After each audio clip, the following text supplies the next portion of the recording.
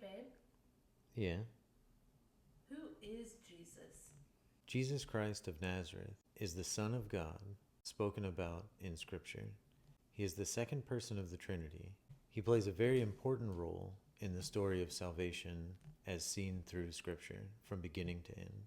Jesus Christ is both fully God and fully man. This is referred to as the hypostatic union.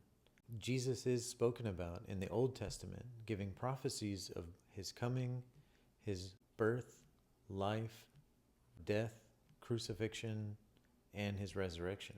In Luke chapter 24, after the resurrection, Jesus is seen in Scripture walking with two men on the road to Emmaus, and he begins explaining to them and breaking down how the prophets are actually telling of him.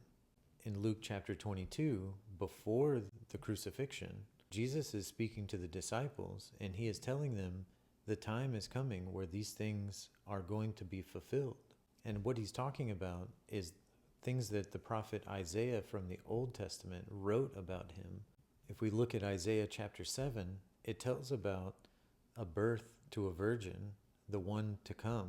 This is talking about Jesus' birth and the Virgin Mary. In Isaiah chapter 53, we see a fairly detailed account of Jesus and the things that are happening to him while he's on the way to and even on the cross. It talks about how he is going to be counted with the transgressors. It talks about how he will bear the sin of many. And this plays perfectly into what the New Testament speaks and accounts about Jesus' life and the people that walked with him. I want to read two verses. The first verse that we see that is pointing to Christ, and this happens in Genesis chapter 3, verse 15, says, "I will put enmity between you and the woman, and between your offspring and her offspring.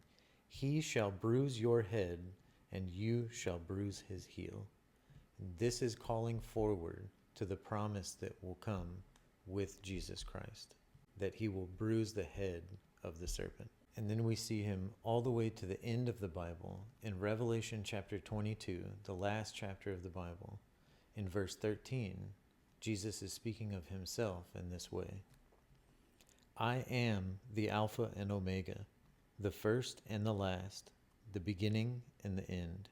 Blessed are those who wash their robes, so that they may have the right to the tree of life, and that they may enter the city by the gates." Jesus Christ, the Son of God, the Lamb who was slain to pay for the sins of the world, and also the righteous judge whom we will face.